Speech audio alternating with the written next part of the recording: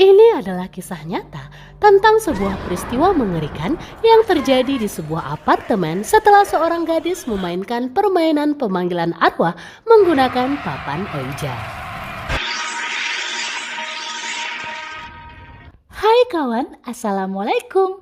Jangan lupa klik tombol subscribe dan tekan tombol notifikasinya ya. Peristiwa ini terjadi di kota Madrid, Spanyol pada 15 Juni 1991 pada pukul setengah 2 pagi.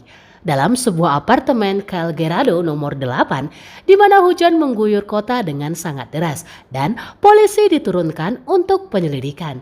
Namun sebelum itu, kita akan flashback pada 3 hari sebelum kejadian. Saat itu hari Kamis 12 Juni 1991. Pagi hari, terlihat seorang gadis cantik bernama Veronica bangun dari tidur lelapnya.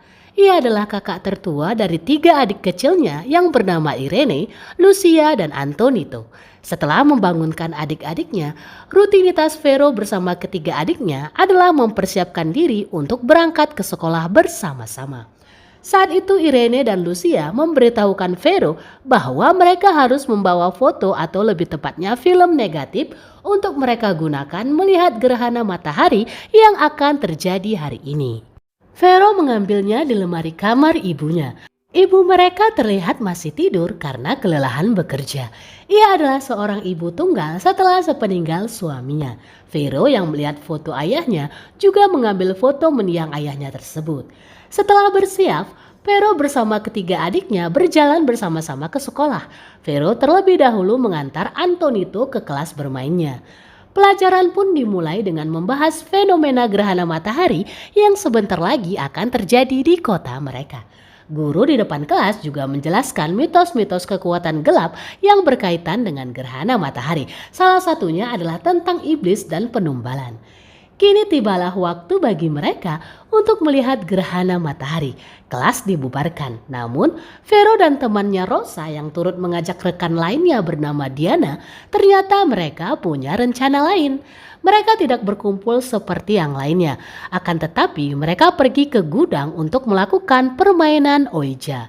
Vero yang membawa foto ayahnya tampaknya telah berniat sejak awal untuk memanggil roh ayahnya.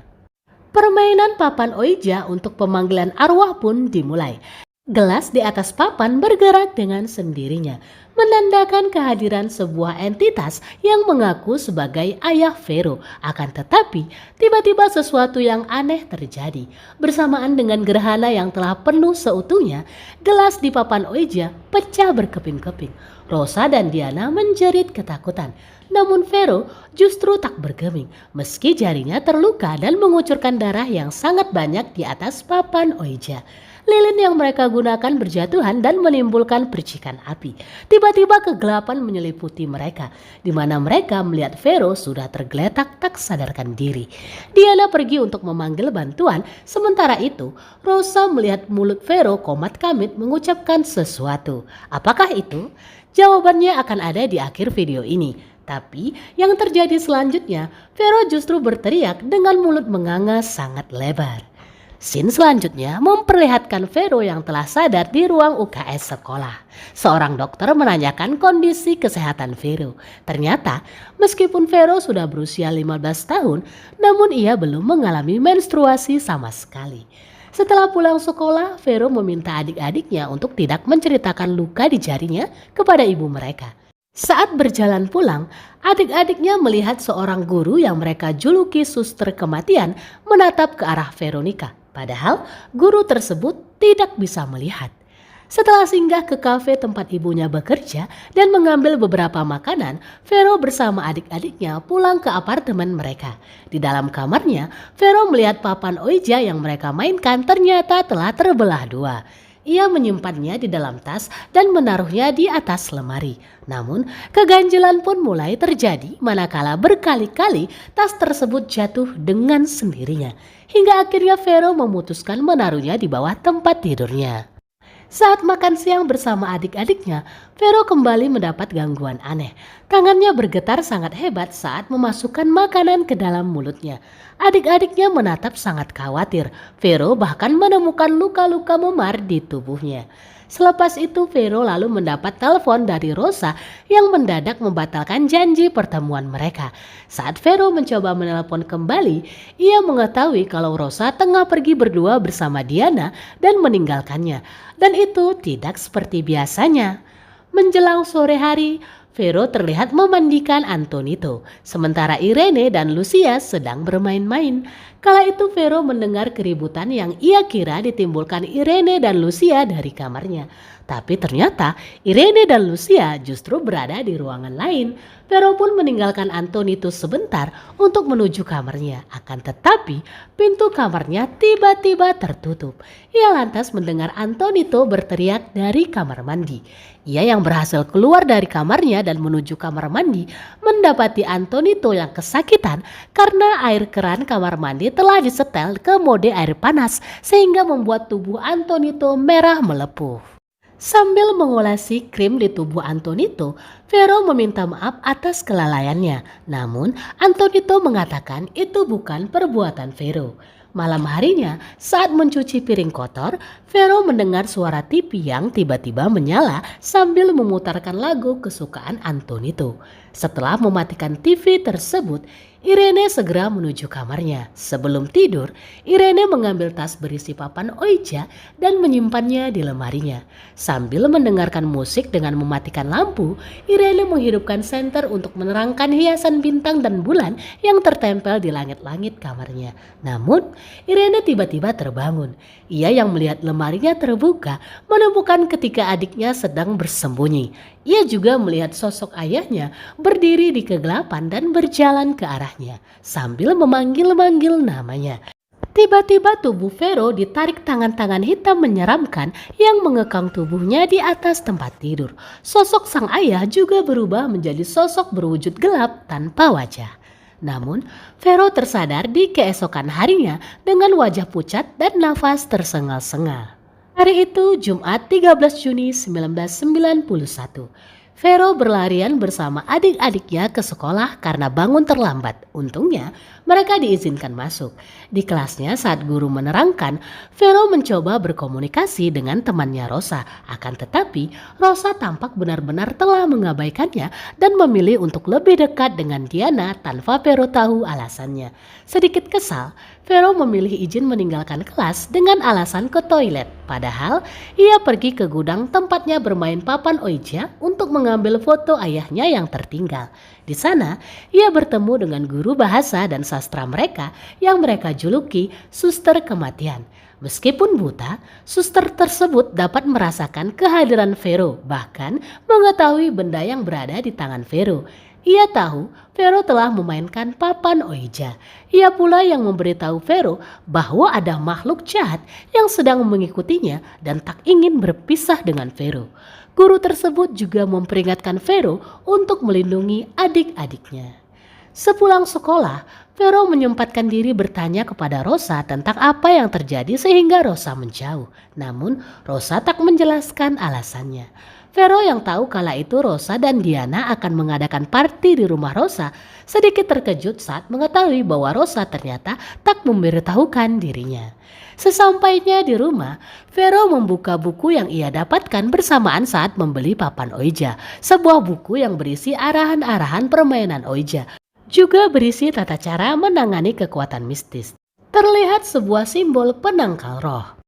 Vero pun menggambar simbol tersebut dan menggantungnya di kamar adik-adiknya. Tiba-tiba pintu apartemen mereka diketuk oleh seorang wanita yang tinggal di apartemen di lantai atas apartemen mereka, yang mengeluh karena langit-langit rumahnya terdapat bercak-bercak hitam yang ia yakini berasal dari kamar Veronica yang berada tepat di atasnya. Semula mereka menduga bahwa ada sebuah kebocoran, tapi mungkin itu adalah keanehan dari gangguan lainnya yang mereka tak sadari. Sebab malamnya Vero mendapati walkie-talkie adiknya menyala.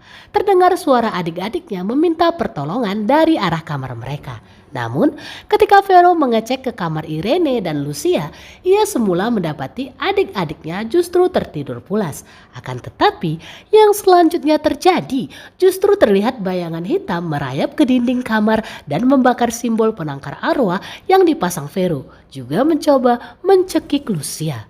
Lucia berteriak dan Vero mencoba menyadarkan Lucia. Namun Lucia yang sadar justru malah melihat Vero yang sedang mencekiknya. Vero yang juga tampak takut pun akhirnya memberitahukan adik-adiknya bahwa ada sosok roh jahat di rumah mereka yang ingin mencelakai mereka. Ia lantas mengajak adik-adiknya untuk tidur bersama di ruang tamu. Namun saat adik-adiknya hampir terlelap, ia melihat bayangan hitam kembali mendatangi mereka. Dengan langkah yang terlihat mengendap ke arah pintu rumahnya, Vero bersiap memegang lambang salib untuk melindungi adik-adiknya. Namun yang muncul dari balik pintu justru adalah sang ibu yang pulang dari bekerja. Melihat ketakutan anak-anaknya, sang ibu tampak panik dan mencoba menelepon polisi. Akan tetapi, begitu mengetahui bahwa kepanikan mereka disebabkan karena hantu, ibunya tampak kesal dan mengurungkan niatnya. Sang ibu lalu bertanya pada Vero tentang apa yang sesungguhnya terjadi. Dan Vero pun menceritakan bahwa ia dan temannya memainkan papan Ouija untuk mendatangkan roh ayahnya. Namun yang datang adalah entitas jahat yang kini mencoba meneror dan menyakiti mereka. Akan tetapi, ibunya justru tak mempercayai cerita Vero dan menganggap bahwa Vero bersikap seperti anak-anak dengan banyak khayalan. Vero pun berusaha untuk tidur. Paginya, ia terbangun secara tiba-tiba karena kedua adiknya melompat-lompat di kasurnya. Akan tetapi, yang selanjutnya terjadi justru di luar nalar. Kedua adiknya menggigitnya dan mencoba memakannya. Bahkan, sang ibu menjelma menjadi sosok menyeramkan yang membuatnya mengalami pendarahan. Dan ternyata, ketika Vero tersadar, ia menyadari bahwa itu hanyalah mimpi yang mengerikan. Kini Vero bangun pada hari Sabtu 14 Juni 1991. Ia lantas melihat darah dari celana dan kasurnya. Mungkin itu adalah menstruasi pertamanya. Namun saat Vero mencoba membersihkan bercak darah di kasurnya, bercak yang terlihat susah dihilangkan tersebut membuat Vero mencoba untuk membalikkan kasur. Akan tetapi yang ia lihat justru adalah bercak-bercak hitam yang juga berada di balik kasurnya. Vero lantas mengecek keberadaan adik-adiknya. Ia melihat Antonito duduk di lantai dengan buku-buku yang terbuka berserakan. Antonito bahkan mengaku bahwa ayahnya menggendongnya dan juga ayahnya pula yang membacakan buku-buku tersebut untuknya dan berjanji akan datang kembali nanti malam. Tentu saja Vero semakin panik. Ia lantas memerintahkan Antonito untuk menutup telinganya rapat-rapat dan memanggil Vero saat hal itu terjadi lagi. Vero yang curiga mencoba membalikkan kasur adik-adiknya dan betapa terkejutnya ia menemukan bercak hitam yang sama yang tampak membesar seperti tubuh manusia di setiap kasur adik-adiknya. Ia lalu membawa adik-adiknya keluar rumah dan menitipkannya pada ibunya yang sedang bekerja di kafe dengan alasan akan menemui Rosa. Padahal Vero terlebih dahulu pergi ke sekolahnya walaupun libur. Tepatnya ia datang ke gudang sekolah di mana di sana telah ada guru bahasanya. Ia menanyakan cara untuk menghentikan roh tersebut.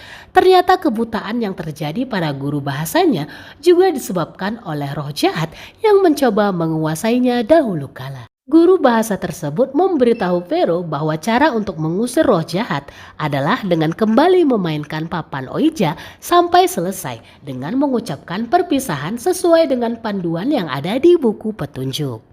Vero pun segera menuju rumah Rosa yang saat itu sedang mengadakan party. Ia meminta Rosa dan Diana untuk bermain Ouija kembali bersamanya demi mengembalikan roh jahat yang mengikutinya. Akan tetapi Rosa menolak. Rosa tampak takut. Ia pun memberitahu alasannya kenapa ia menjauh dari Vero semenjak peristiwa itu.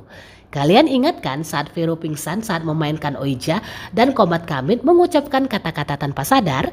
Nah, kata-kata yang diucapkan Vero waktu itu adalah Vero mengatakan bahwa hari itu dirinya sudah mati. Mengetahui itu, Vero pulang dengan berjalan gontai menuju kafe ibunya. Sebelum menjemput adik-adiknya, ia memohon pada ibunya untuk hari ini juga bergegas pindah dari rumah dengan roh jahat tersebut. Namun lagi-lagi sang ibu yang sibuk bekerja tidak benar-benar menggubrisnya. Di apartemen mereka, Vero memutuskan untuk mengajak adik-adiknya bermain Ouija demi menyingkirkan roh jahat. Sebelumnya, ia meminta Antonito untuk menggambar simbol penangkal di dinding rumah. Namun, yang digambar Antonito justru simbol pemanggil arwah. Irene dan Lucia bertugas membantunya mempersiapkan ruangan untuk bermain. Vero pun menempelkan kembali papan Ouija yang terbelah. Dan tepat ketika tengah malam dengan hujan yang mulai mengguyur kota, mereka pun memainkan permainan Ouija, Vero, Irene, dan Lucia. Pintu terbuka sendiri menandakan kehadiran sesosok entitas di antara mereka.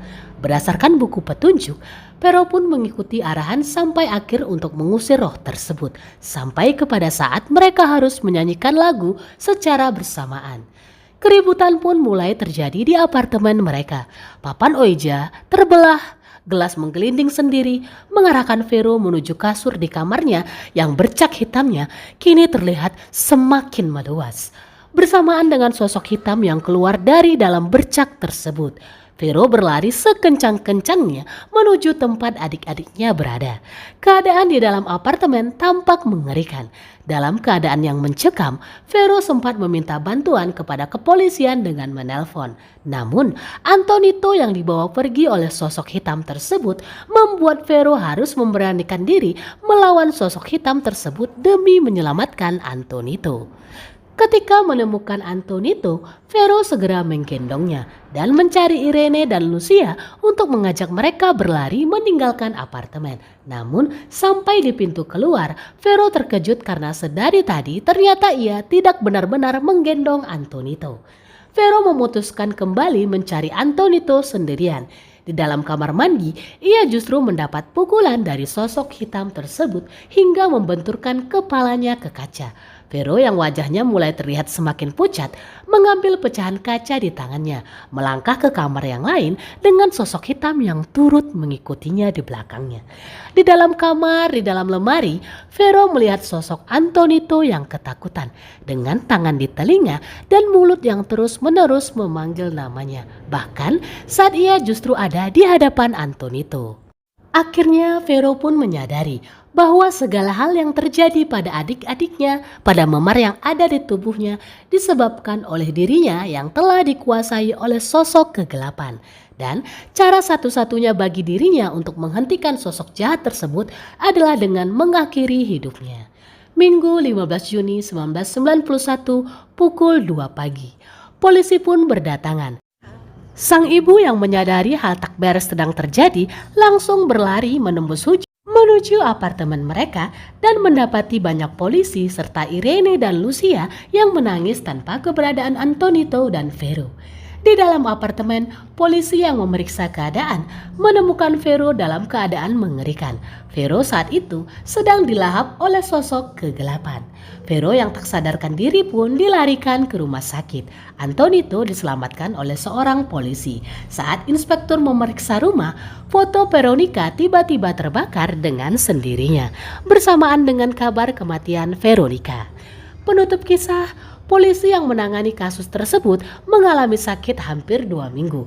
Inspektur yang mengisahkan kisah ini juga meminta untuk dimutasi tempat tugas. Ini adalah kasus pertama kepolisian Madrid yang berkaitan dengan hal supranatural. Demikianlah alur cerita dari film Veronica yang dirilis tahun 2017. Terima kasih karena kawan-kawan telah menyaksikan video ini sampai selesai. Sampai jumpa di video-video Maniak Movie selanjutnya. Bye-bye.